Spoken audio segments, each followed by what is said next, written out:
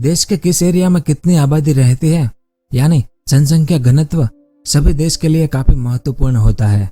हमने पिछले वीडियो में जाना था कि चीन के 94% से अधिक आबादी उसके पूर्वी हिस्से में क्यों रहती है और किस तरह यह जनसंख्या घनत्व चीन के लिए एक समस्या खड़ी कर रहा है।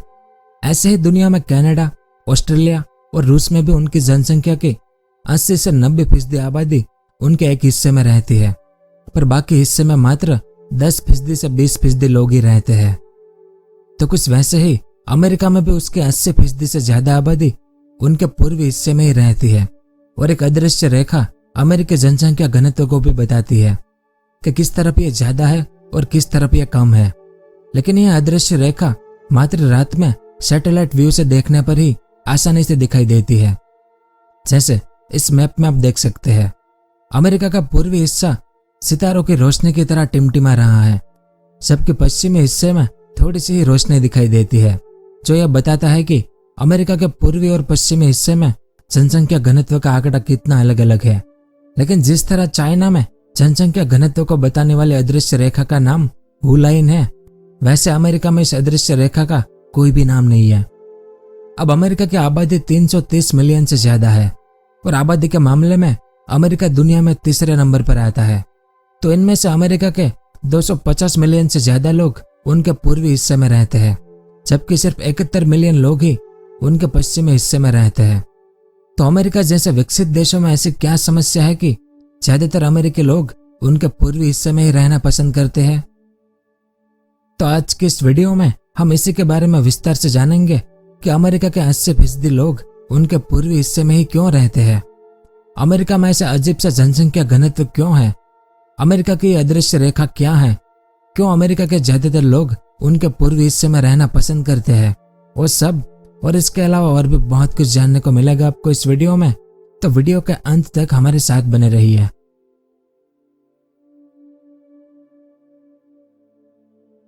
तो सबसे पहले हम अमेरिका की इस अदृश्य रेखा के बारे में जान लेते हैं। तो अमेरिका की यह अदृश्य रेखा अमेरिका के शहर सेंट एंटोनियो से कनाडा के विनिपेग तक जाती है, यानी यह रेखा अटलांटिक महासागर से ईस्टर्न सीबोर्ड तक जाती है, जहां इस रेखा की पूर्वी ओर अमेरिका की 80% आबादी रहती है, तो पश्चिमी तरफ मात्र 20% ही आबादी रहती है। यानी अमेरिका के हर 5 में से सिर्फ एक आदमी ही उनके पश्चिमी हिस्से में रहता है और बाकी 4 अमेरिका के पूर्वी हिस्से में रहते हैं। वहीं अगर इस अदृश्य रेखा के पास बसे शहरों की बात करें तो सैन एंटोनियो से विनिपेग के बीच में अमेरिका के कुछ प्रमुख शहर भी आते हैं, जिनमें ऑस्टिन, ओक्लाहोमा, फ्रागो और ओहामा जैसे कुछ बड़े बड़े शहर आते हैं। और इस रेखा के पश्चिम की तरफ जाते समय petrol pump, gas store, general store और लोगों की कम्युनिटी कम होती जाती है। यानी यह अदृश्य रेखा विकसित अमेरिका को अविकसित और रूरल अमेरिका से अलग करती है। लेकिन मजेदार बात यह है कि इस अदृश्य रेखा की पश्चिम की तरफ जाने पर जहां 20% यानी 71 मिलियन की आबादी रहती है, उस पश्चिमी भाग में भी एक अजीबोगरीब जनसंख्या घनत्व दिखाई देता है। इस अदृश्य रेखा की पश्चिमी तरफ जाने पर हमें पश्चिमी तटों पर जनसंख्या घनत्व दिखाई देता है, क्योंकि अमेरिका के पश्चिमी तट प्रशांत महासागर से सीमा साझा करते हैं। इतना ही नहीं, पश्चिमी क्षेत्र की कुल आबादी 71 मिलियन में से इस कैलिफोर्निया राज्य में ही 40 मिलियन लोग रहते हैं, जो कैलिफोर्निया को अमेरिका का सबसे घनी आबादी वाला राज्य बनाता है। वहीं अगर अमेरिका के पश्चिमी तट से एक अदृश्य रेखा दक्षिण के सैन डिएगो से उत्तर के पोर्टलैंड और सिएटल तक खींची जाए तो इस एक छोटे से क्षेत्र में अमेरिका के 53 मिलियन लोग रहते हैं, जबकि बाकी दक्षिणी हिस्से में मात्र 17 मिलियन लोग ही रहते हैं।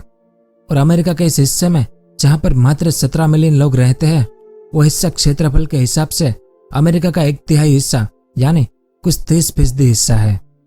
लेकिन ऐसा क्यों है कि ज्यादातर अमेरिकी लोग उसके पूर्वी हिस्से या पश्चिमी तटों पर ही रहते हैं? तो इसके बहुत से कारण हैं, एक एक करके हम सबके बारे में जानते हैं।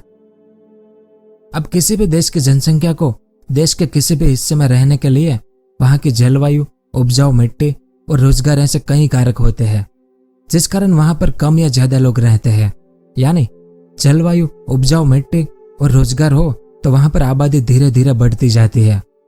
वहीं अगर जलवायु और मिट्टी उचित ना हो और ना ही वहां रोजगार हो तो उस क्षेत्र में लोग कम रहना पसंद करते हैं। तो अमेरिका भी इसी समस्या का सामना कर रहा है। अमेरिका में इस विपरीत जनसंख्या घनत्व की सबसे बड़ी वजह उनके पश्चिमी हिस्से में बहुत कम बारिश होती है।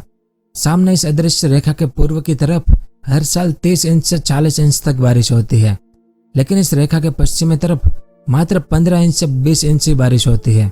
जैसे इस अदृश्य रेखा के पूर्वी तरफ के शहर ओक्लाहोमा सिटी में 40 इंच बारिश होती है, वहीं इस रेखा के पश्चिमी तरफ के शहर अमरिल्लो शहर में मात्र 10 से 15 इंच ही बारिश होती है।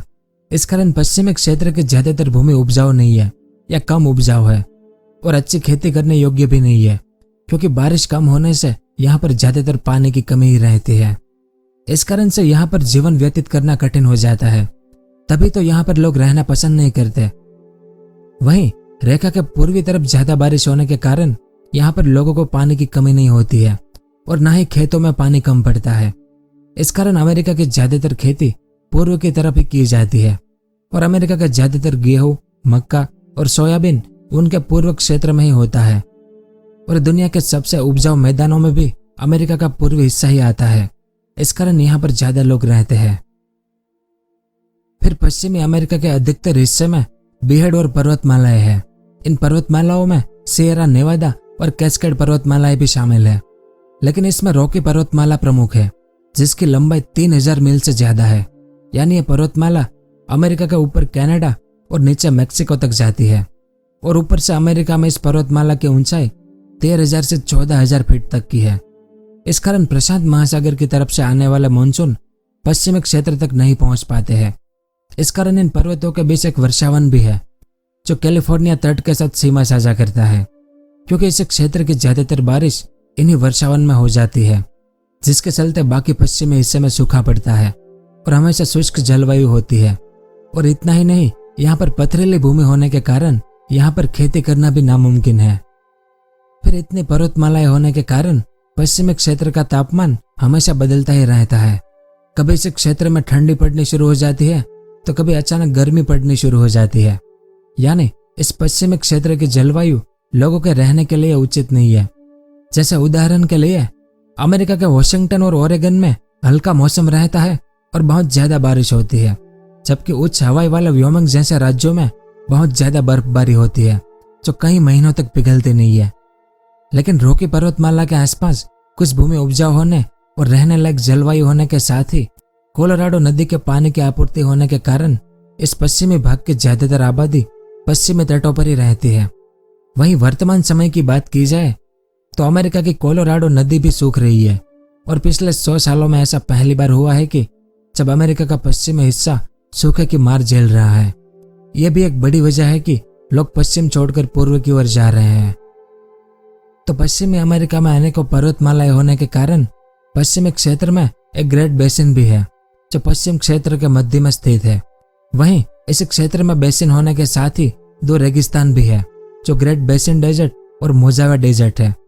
और मोजावे डेजर्ट के बीच में ही डेथ वैली भी है, जो अमेरिका का सबसे गर्म, सबसे शुष्क और सबसे निचला स्थान है। तो ऐसी दिलचस्प भौगोलिक विशेषताएं होने के कारण बहुत कम लोग इन पश्चिमी क्षेत्रों में निवास करते हैं। फिर पश्चिम की तुलना में अमेरिका के पूर्वी हिस्से में मात्र एप्लाचियन पर्वत ही है, जिनकी ऊंचाई भी मात्र 6000 फीट की ही है। इस कारण अटलांटिक महासागर से आने वाले मानसून आसानी से इन पर्वतों को पार करके पूर्व के क्षेत्र में अच्छी बरसात कर देते हैं और पूर्व के क्षेत्र में सुहानी और ठंडी जलवायु बनाते हैं। इसी कारण तो अमेरिका के पूर्वी क्षेत्रों में उपजाऊ मैदान ज्यादा है। दूसरी ओर अमेरिका के पश्चिम में साफ पानी के लिए मात्र कोलोराडो नदी ही है, जबकि पूर्वी क्षेत्र में अमेरिका की सबसे लंबी नदी मिसिसिपी नदी बहती है, जो अमेरिका के 26 राज्यों में बहती है और अंत में गल्फ ऑफ मैक्सिको में चली जाती है। तो मिसिसिपी नदी के कारण अमेरिका की एक बहुत बड़ी आबादी को स्वच्छ पानी की पूर्ति होती है। वहीं जैसे जैसे मिसिसिपी नदी पश्चिम की ओर पतली होती जाती है, वैसे वैसे पश्चिमी क्षेत्रों की आबादी कम होती जाती है।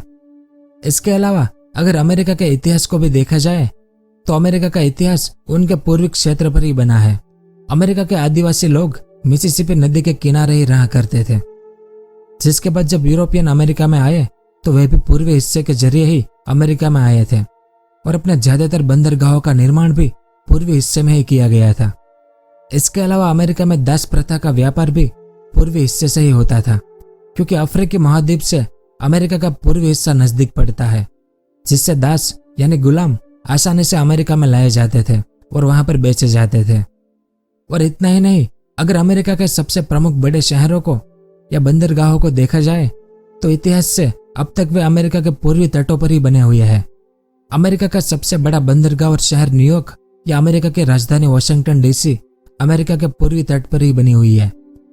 इन सब के अलावा अमेरिका का अधिकतर व्यापार उनके पूर्वी तट के जरिए ही यूरोप और बाकी महाद्वीपों के साथ होता है, क्योंकि अमेरिका का यह पूर्वी तट बाकी सभी महाद्वीपों के नजदीक पड़ता है। तो अत्यधिक व्यापार होने और उपजाऊ जमीन होने के कारण अमेरिका की ज्यादातर आबादी उनके पूर्वी हिस्से में ही रहना पसंद करती है। तो यहाँ सब कुछ था इस वीडियो में कि क्यों अमेरिका के ज्यादातर लोग उनके पूर्वी हिस्से में रहना पसंद करते हैं। उम्मीद है आपको कुछ जानने को मिला होगा। अगर वीडियो पसंद आया हो तो इसे लाइक और शेयर जरूर कीजिएगा। पूरा वीडियो देखने के लिए आपका बहुत बहुत धन्यवाद। अगर आपको इस तरह के इंफॉर्मेटिव वीडियो देखना पसंद है तो हमारे इस चैनल को सब्सक्राइब करें और हमारी नई वीडियो सबसे पहले देखने के लिए इस बेल आइकन को भी जरूर दबाएं।